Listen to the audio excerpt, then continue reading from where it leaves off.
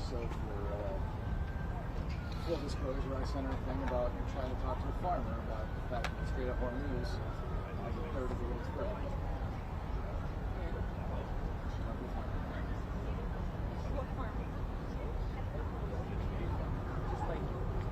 It's a story idea. It's not a completely fleshed out idea yet. That's why I pitched it as a story idea, not a story complete. Dickhead.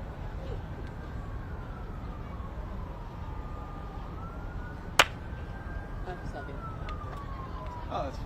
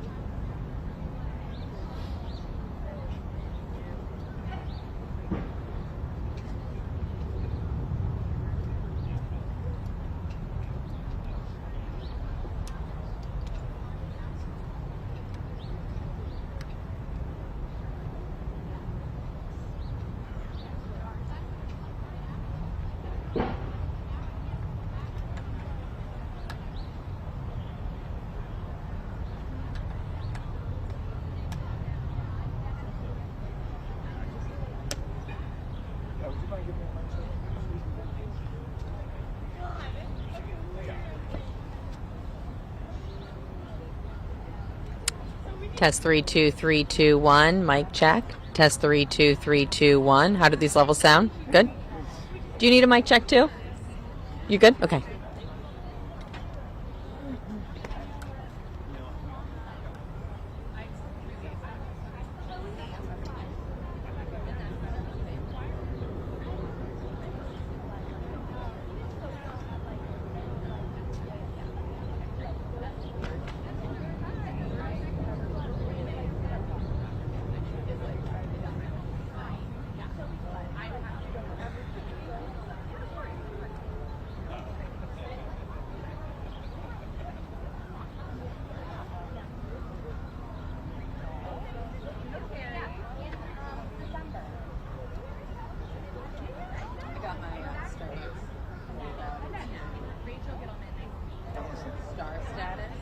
What is that?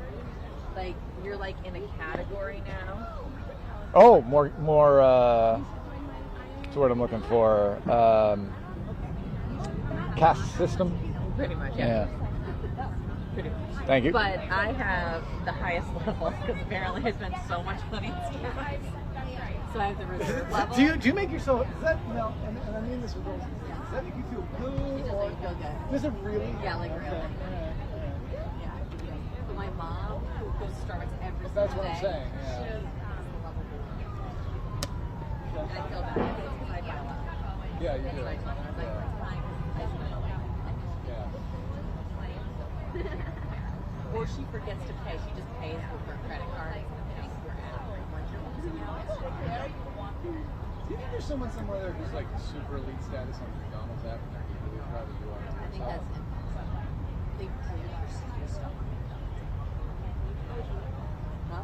Oh, and you're gonna believe McDonald's, What? the company that tore down the Amazon. I haven't. for Like, $40. that's how I have it. If I ever go to McDonald's, I will only use the app because otherwise it's like You $40. wait. You are a human being that has the McDonald's app on their phone.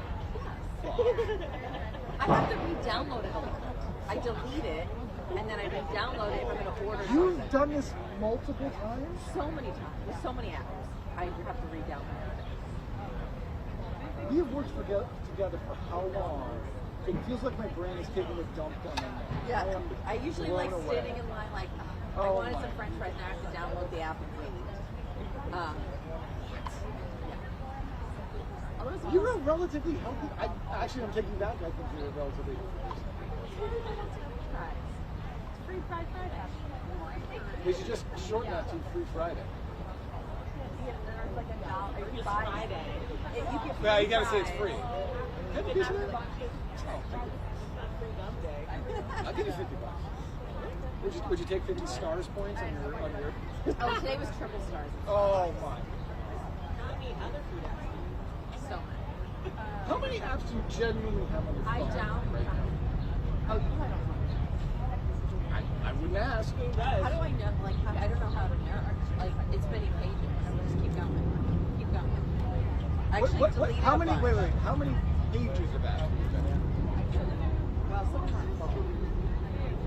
Let's just start with pages. How do you have space on your phone? It causes you concern, doesn't it? I don't know why I'm surprised because I've seen your inbox and I've seen how you handle your data on your work computer, and it is. Like, I was sitting in the line at Epic because my phone was full, and I was like, I need to take pictures, so I started deleting every app I own. Oh my God. Seriously, Yeah. you are like Mark Zuckerberg's fantasy world. She, like, just has Can I grab a snapshot of that? Yeah, of course. Really, adding to They it. have all my notes. I can also give you this one, which is a little bit more detailed. This is helpful for you. Thank you. Yeah.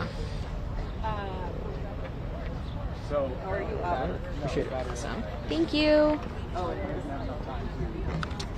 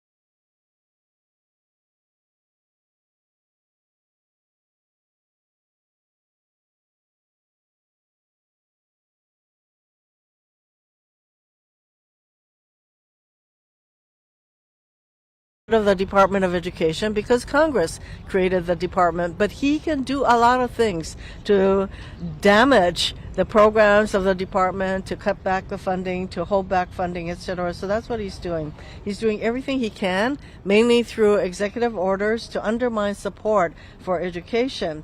And this has led to numerous challenges in court against Trump's many executive orders. And while these court challenges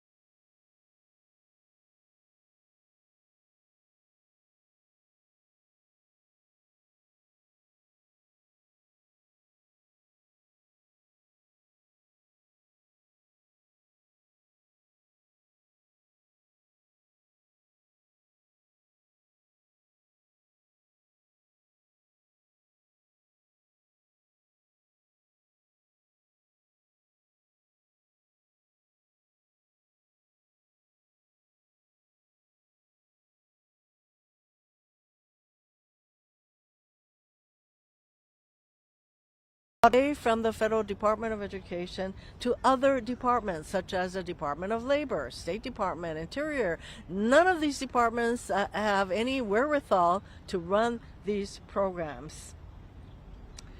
These are called interagency agreements. They have had no hearings on it. They're just implementing these, and eventually these programs are probably going to fall by the wayside. And these include programs that support low-income school districts, career and technical education programs, and Native students. And Trump is setting these programs up to fail.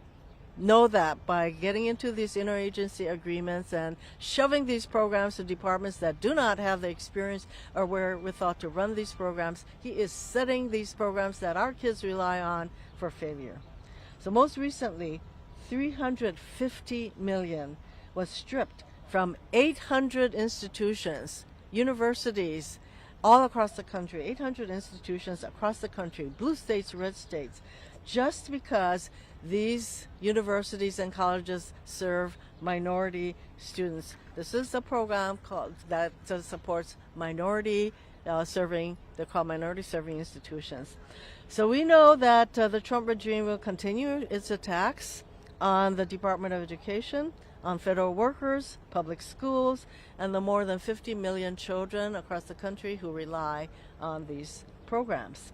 And that is why it is so important that we come together, calling attention to these attacks and alerting the American people to what is in store for the 50 million kids in our schools. And I tell you, part of the challenge for all of us is to mobilize the American people into the dangers of the lack of support for public schools. So we are doing that on a daily basis practically, and I have held 5 spotlight hearings focusing on the various cuts to education and the dismantling of these various programs. And I'm glad to be joined by those very advocates who are helping to spread the word.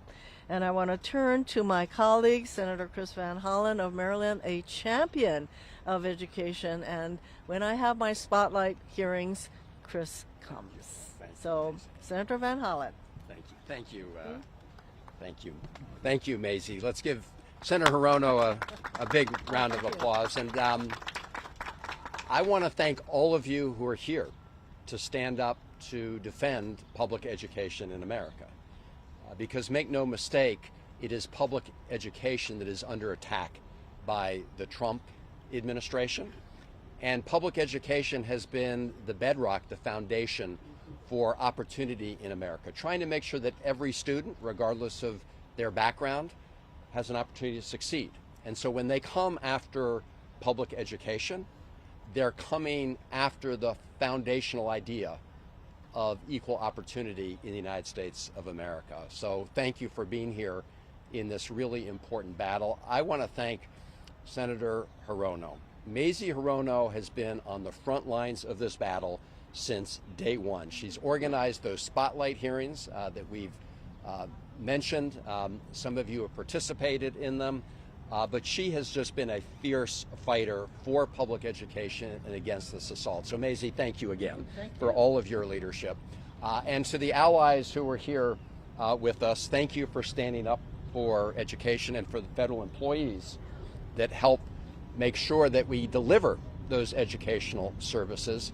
Because when you attack the federal employees who deliver educational services, you're really attacking the American people who are the beneficiaries of those services. We passed laws and established the Department of Education for a purpose, which is to ensure people can have a public education, that their civil rights are protected, that individuals with disabilities have an equal opportunity for education, and the whole host of other requirements that we want to make sure that every child has an opportunity in America. And that's the idea that's under assault here. And Elon Musk came in with his chainsaw. That was their metaphor, not ours. And they did. They just cut away, hacked away at public education. We have a Secretary of Education, McMahon, who says that it's her mission to eliminate the Department of Education. That's what she says. And so between her and Elon Musk, they teamed up early on to try to hack away at public education in America. And as Senator Hirono said, their purpose was ideological. It was not about efficiency, certainly not about making government more efficient. In fact, the GAO, who we rely on as an independent source, said, and Senator Hirono quoted this figure, it's a GAO figure, that they wasted, the Trump administration wasted about $38 million because they got rid of a lot of people in the Office of Civil Rights, and then the courts told them, hey, you can't do that. And so they had to hire them back, some of them on a haphazard basis. So they wasted taxpayer money while they also tried to undermine the laws of the United States that guarantee civil rights to every student. Their next attack, and it took place around September, October, was on the Office for Special Education and Rehabilitative Services. And again, they tried to hack away at that. That would be bad anytime. It's especially outrageous on the 50th anniversary of the passage of the IDEA Act, which, as you know, requires that every student, regardless of ability, disability, has that equal education. So they wanted to dismantle that. Fortunately, as part of the agreements, we prevented them from eliminating that office, which they wanted to do. So this is an ongoing battle. It really is an ongoing battle for public education. We know the Trump administration wants to privatize education. They essentially would like to see more people be able to make more money off of education, and one way you do that is you undermine public education and people's confidence in public education. So we need to fight back at every turn. That's what Senator Hirono has been doing. That's what this great team here today is doing. I do want to end with a little ray of light, which is on the budget front. We were able to pass a budget that rejected the very deep cuts the Trump administration was proposing to essentially eliminate big parts of the Department of Education. But now our challenge, as we were discussing, is to once again get the Trump administration to follow the law, because they've got Russ Vought over at OMB, who is trying to once again undermine what Congress again did on a bipartisan basis. So that's just to end by saying that, fortunately, we're going to be back here again, because the fight will go on, because this administration is focused on dismantling public education, and we need to fight for public education. So thank all of you for being here, and let me turn it back over to Senator Hirono. Thank you so much. Thank you. Thank you. So remember when I said that Trump is trying to dismantle all these programs for education through executive orders? But when I mentioned the latest assault on the minority granting institutions and withholding of hundreds of millions of dollars in grants, they didn't even bother with an executive order. You had Linda McMahon just sent out a memo saying we're going to use this money for other purposes. So that's what they're doing. There's absolutely no accountability. They just do it because they can. And that is why the fights continue. And we are now going to hear from Rachel Gittleman. She is the president of AFG Local 252, which represents federal workers within the Department of Education. And Rachel has been among those leading the fight against this RIF, and she was also a hearing witness at one of my spotlight hearings. Rachel? Thank you, Senator Hirono and Senator Van Hollen, for your steadfast advocacy on behalf of the Department of Education and its employees, fired, retired, and still fighting, and for inviting AFGE Local 252 to participate in today's important press conference. My name is Rachel Gittleman, and I worked in the Ombudsman's Office of Federal Student Aid, an agency within the department. My job was to help borrowers navigate the overly complicated and dysfunctional student loan system. I was responsible for canceling millions of dollars in student debt for our most vulnerable borrowers. 1 year ago today, after 3 months of uncertainty, fear, and an astounding pressure to leave my favorite job, I received an email from the agency stating that I was being fired and my organizational unit was being abolished to make the government more efficient. My system access was shut off, making it impossible to close out or transition any of my work to remaining colleagues. That meant I left nearly 400 student loan borrower cases open with no one to help them. I received that email along with nearly 1,400 of my colleagues. Another 600 were pressured to leave through one of the many resignation and early retirement programs, and nearly 100 probationary employees were also fired simply because they could be. In the course of less than 2 months, the Trump administration had cut our agency's workforce in half, which they bragged about. I couldn't sit by and do nothing, which is why I'm leading the fight to protect our agency, our jobs, and our education system. As president of AFGE Local 252, the union that represents more than 2,000 ed employees, both current and former. The U.S. Department of Education and its hardworking staff deliver roughly $150 billion in vital resources and support to tens of millions of students and families across the country, from early learning through graduate programs. Most of our programs focus on helping and protecting those traditionally underserved by education. That includes students of color, low-income students, students with disabilities, rural students, and English learners. Since January of last year, the department has canceled or reallocated billions of dollars in grants to schools and colleges for everything from student mental health to teacher training, including more than $12 billion in K-12 funding alone. Secretary McMahon tried to fire an additional 500 staff in October, which would have effectively closed the offices of K-12, special, and higher ed, and the Office for Civil Rights. These firings were thankfully paused by the courts and then halted by Congress. But just after the government reopened, following the historic 43-day shutdown, the Secretary announced 6 interagency agreements that will ostensibly shutter most of these offices at ed.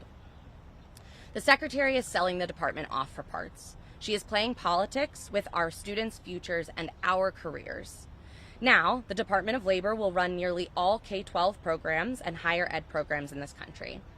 These changes swap a highly efficient system for a chaotic, underfunded one spread across multiple agencies. Sadly, some days it feels like the media, many members of Congress, not you guys, and the American people have moved on. Granted, there's a lot to enrage us these days. Here's who hasn't moved on. My colleagues, many of whom are still struggling to find permanent employment after being unlawfully fired or forced into retirement last year. My colleagues who are still employed, still fighting, saddled with an impossible workload, terrified by the prospect of being fired, and reminded daily by the Secretary's ultimate goal, shuttering the agency.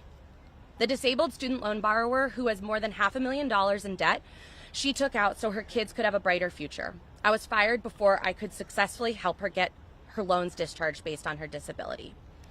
The child with disabilities who cannot access his school playground because he uses a walker, yet his Office for Civil Rights complaint sits in a backlog of 25,000 unanswered complaints because the administration would rather play politics than help students who don't have access.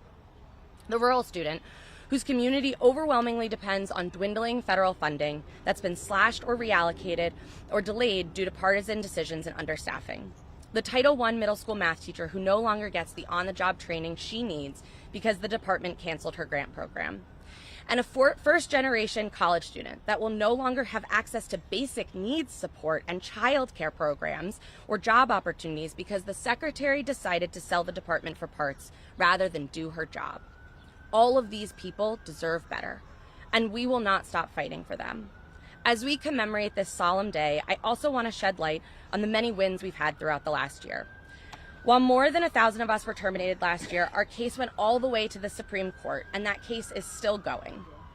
Plus, nearly 400 of my fired colleagues have gotten their jobs back for various reasons, and we won in court when Secretary McMahon tried to fire an additional nearly 500 staffers during the government shutdown in October.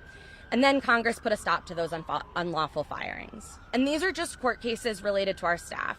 We've had more wins in court by our advocacy groups, our fellow unions, our state and local education agencies, and higher ed institutions demanding the department release billions in funding withheld because of partisan political ideals.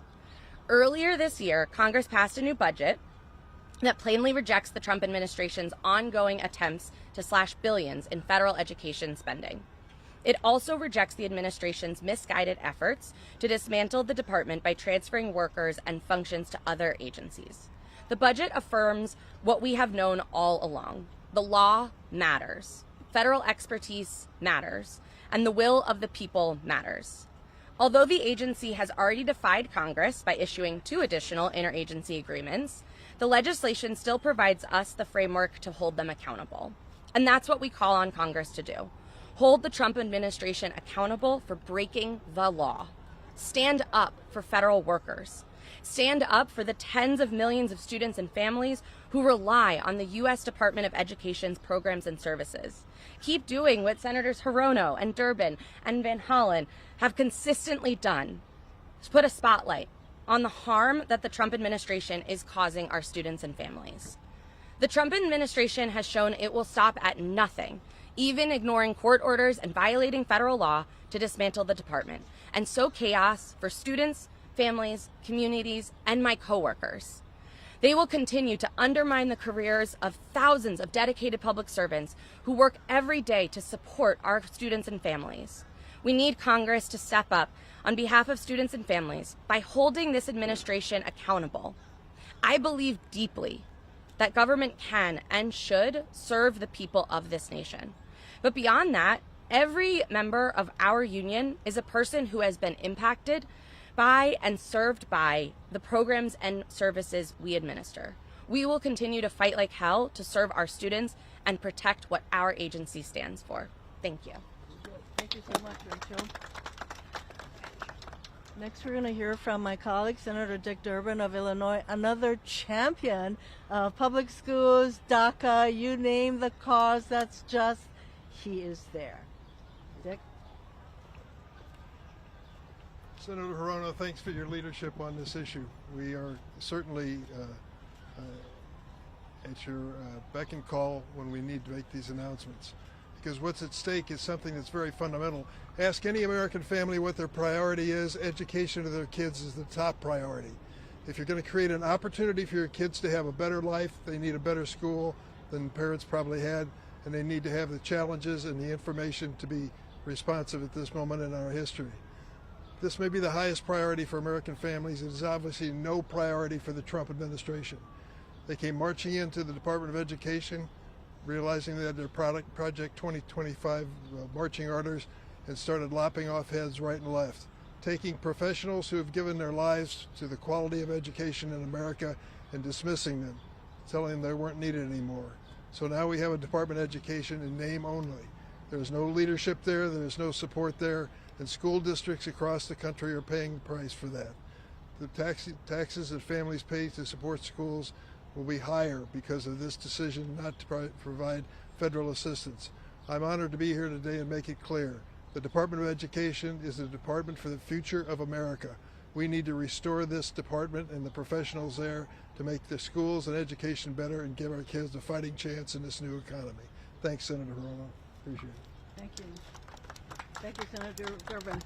And we are now going to hear from Carrie Rodriguez. She is the president of the National Parents Union. We have to mobilize the parents all across the country. And her organization represents 1.7 million parents and caregivers throughout the country. Carrie has also been among those leading the fight against the RIF, and she brings the important perspective of parents to this cause.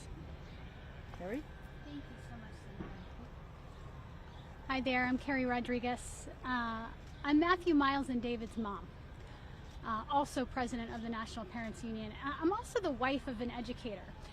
And when I woke up this morning in Boston at about 4 o'clock, my husband got up with me. And we were laughing for a minute because he's headed into a 5th grade classroom today to talk about the 3 branches of government and our beautiful system of checks and balances. And I've got to get on a plane because it's not working. And what are we telling our children in this moment? What are we leaving for them in their future if we're not standing up to protect this system in this moment and to make it work for our children? And I've got to be honest with you, parents across this country have had enough.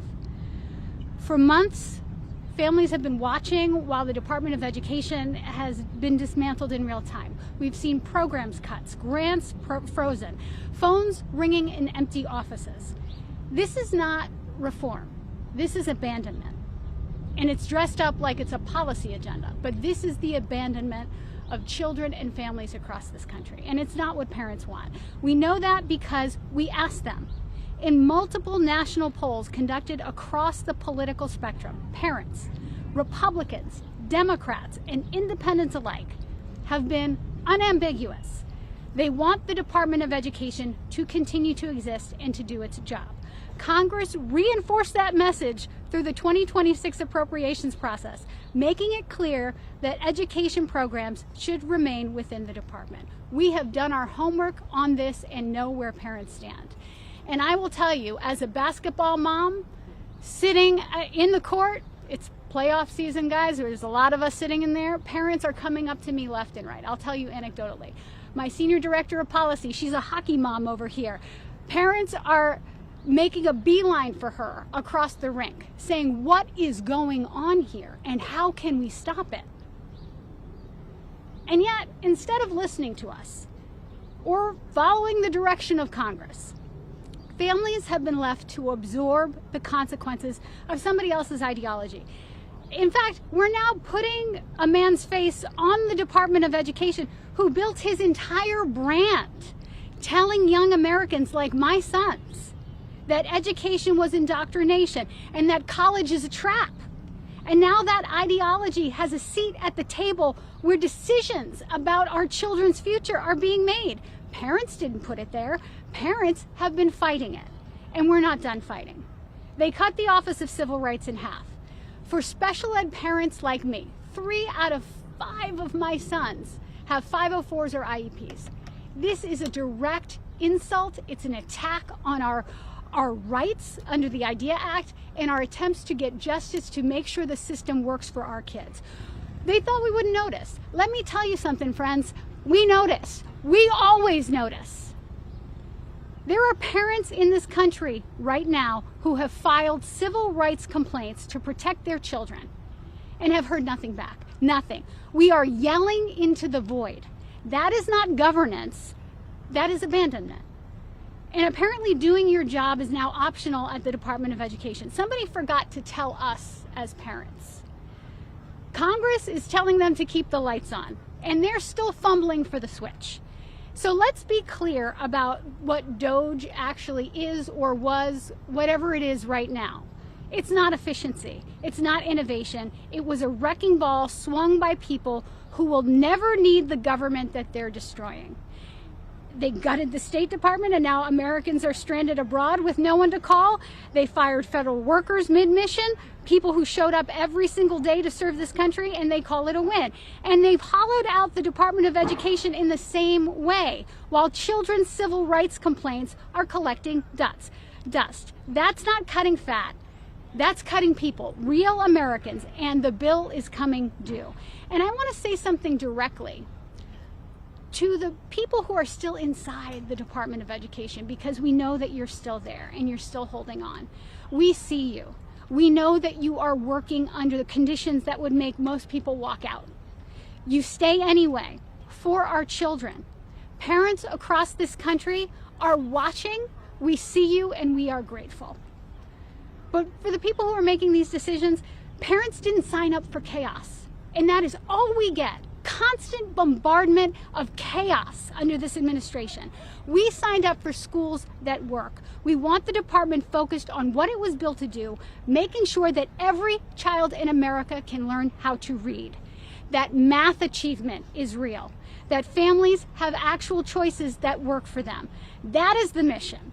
The mission is not to burn it all down. This country needs American moonshots for education. Every child, every neighborhood, every zip code prepared for a life of economic mobility and opportunity. And parents are ready for that fight. The question really is, in this moment, whether our leaders are ready to stop the damage and start doing their jobs like the rest of us have to. Thank you. Thank you, Carrie. So we are now hearing from Allison Sokol. She is the Vice President of Policy and Research for the Education Trust, a national nonprofit focused on addressing racial and economic barriers to education. Allison. Thank you, Senator Hirono and Senator Urban, for your leadership. Good afternoon. I'm Dr. Allison Sokol, Vice President of P12 Policy Practice and Research at EdTrust. We are a national nonprofit focused on closing opportunity gaps and advancing racial and economic justice in education. We believe education is not simply a pathway to opportunity. It is a civil right for every child in this country. As you've heard from these other amazing speakers, for more than 40 years, the Department of Education has helped protect that right by enforcing civil rights laws and ensuring resources reach students and schools across this country. And today that promise is under attack. This month marks 1 year since the administration initiated a historic and unlawful reduction in force at the Department of Education, cutting nearly half of the agency's workforce. And a year later, the results are incredibly clear. These cuts, as you've heard from others, were never about improving services for schools or students or families. They were a blunt tool to fulfill a campaign promise and weaken the federal role in education. And who's paying the price? It's students and families and communities. A federal watchdog recently found that the department spent tens of millions of taxpayer dollars paying Office of Civil Rights staff not to work, even as the backlog of discrimination and harassment complaints from students and families skyrocketed. Meanwhile, the lowest number of civil rights cases in over a decade have been resolved. Instead of addressing the over 25,000 pending complaints of racial discrimination, harassment, and unfair treatment in schools, the administration's inaction is betraying its obligation to enforce the laws in this country.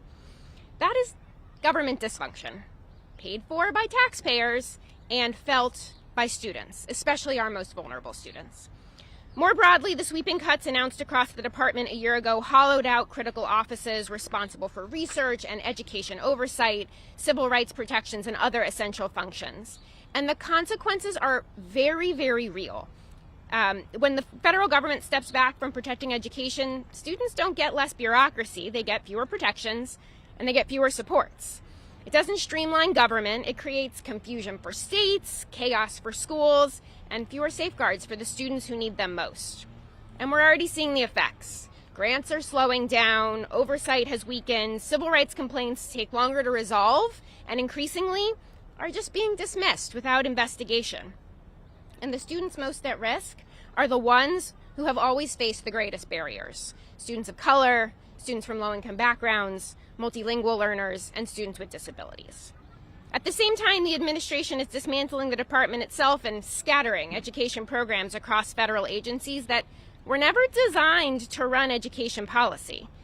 And so while the department is being sabotaged, the federal government will also spend billions in taxpayer dollars soon for a private school voucher scheme that lacks any transparency or accountability or civil rights protections.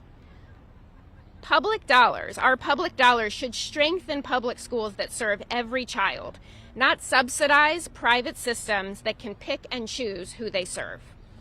Taken together, these actions represent what we at Ed Trust call the Great American Heist, because that's what it is. It's a heist. An effort to strip public education of its funding, of its protections, and of its promise of opportunity. Because public education is not just a government program, and it's certainly not bureaucratic bloat, it is the foundation of our democracy. And our students aren't talking points, they're not political pawns. I have 3 of them, and they are my and our nation's greatest responsibility. They, my kids, and all of the children out there, especially our most vulnerable students, deserve a Department of Education strong enough to protect their rights and a government committed to investing in their future. Thank you to the senators who are leading and deeply committed to that future. Thank you. And thank you for being here today. Thank you. Thank you. So all of the chaos that has been created comes when you have a regime that actually announces their goal is to get rid of the federal support for public schools, and they are very busy doing it. So they actually announce what they're going to do, and they're busy doing it. Who's going to stand up to that? It's not just members of Congress, but it's every American who cares about public education, and that, as far as I'm concerned, should be all of us. So members of the press, thank you for being here. Do you all have any questions at this point? Yes. Joey, Federal News Network, thank you for doing this. Can you come forward? Yeah, Senator Van Hollen earlier had mentioned how the Education Department has been fully funded for the fiscal year, and yet these interagency agreements are still going on. To what extent, if any, is that fully funded budget limiting the Education Department proceeding with these interagency agreements, moving employees out, moving programs out? So the interagency agreements are being implemented. And so even as we stand here and talk about how can they do that without any hearings, without any input, they're doing it because they can. This is a regime that does all kinds of things because they can. And that is why there are literally over 500 lawsuits to prevent this regime from its illegalities. So meanwhile, that is going on, that these interagency agreements are going on to agencies that do not have the experience or wherewithal to conduct these programs. So that's happening. That's just one part. The next on their hit list, they just have a long hit list of everything you can think of. There is no accountability. That is why it is with a sense of urgency that we stand here to say, hey, America, wake up. So you can help in that regard. Anybody else? Yes. Curious if you all can speak about the impact of these cuts, of these actions from the Trump administration, specifically on red states and students in red states, Republican red states. This isn't an issue. Yeah, this isn't an issue that only affects the constituents that you both represent in your states. It affects students from across the country. So I'm hoping you speak to the American people about the impacts on all students, not just the ones that you all. Thank you for raising that, because the support that the Department of Education provides goes to every single state, regardless of whether you are a red state or not. And it is astounding to me that our Republican colleagues do not seem to share our sense of urgency that these cuts are impacting their constituents. So when I mentioned, for example, the $350 million in withholding of grants that should go to minority granting institutions, every single state has minority granting institutions, red states, blue states, 800 of them. And they're seeing these grants being repurposed because Linda McMahon says so. So this is why mobilizing is really important. If my Republican colleagues don't hear from their constituents in those red states, they think that everything's okay. Everything's not okay. But apparently they haven't felt that heat. So this is why we're here, to continue to shine the light on the fact that this is happening to 50 million students all across the country. State of Hawaii, for example, the Federal Department of Education provides programmatic support amounting to over $350 million. The state of Hawaii does not have the resources to close that gap, and I would say that every state, we're talking about hundreds of millions of dollars in federal education money to every state. I don't see how any state has the money. I don't know if Illinois does, I doubt it, to make up the gap that will come with the ending of federal support for public schools. Thanks for the question. Yes. So the Government Accountability Office recently published a study regarding how the administration is cutting half of all federal student aid workers, basically making it impossible for them to review the student loan servicers. And so they've had basically no accountability for the last year plus. What's your reaction to that? And sort of sensitive spot it puts borrowers in? So the student aid program was at one time going to be shunted off to the Small Business Administration, one of the smallest agencies. They have no wherewithal to do what they're supposed to be doing, much less dealing with millions of student loan borrowers. So that agency is, that program is in chaos. And there are all these people with questions as to what's happening with their loans. Can they get support? Can they? These questions go unanswered. So that is yet another program. And by the way, the big beautiful bill, which I call the big ugly bill, they made massive changes to the student loan program so that it makes it a lot harder for people to get loans that are federally backed. In fact, this regime would like the people who need loans to go to college to go to the private sector, where there can be all kinds of fraud and abuse that can take place. So that's where they're going. They just want out of the business of supporting education. And by the way, if you are, for example, going into nursing, they do a whole thing on that nursing is not considered like a legitimate graduate program. So there will be no loans for you if you're going into nursing. So if you look at the big ugly bill, it is replete with various programs that shift money to anything other than education.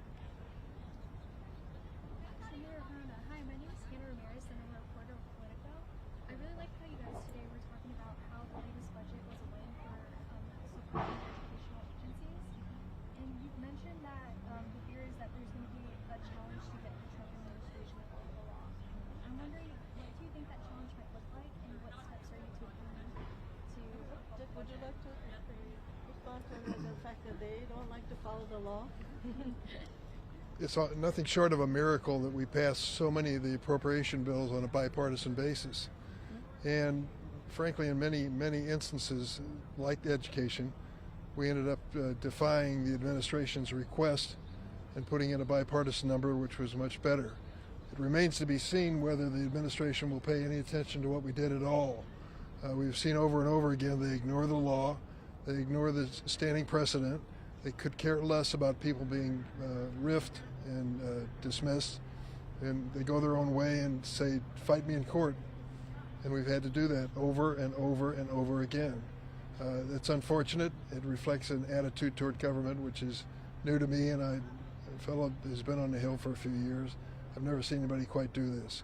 So that's what we're up against. They ignore the law even when we have bipartisanship. Okay? I think that's it, Senator. Okay, thank you very much.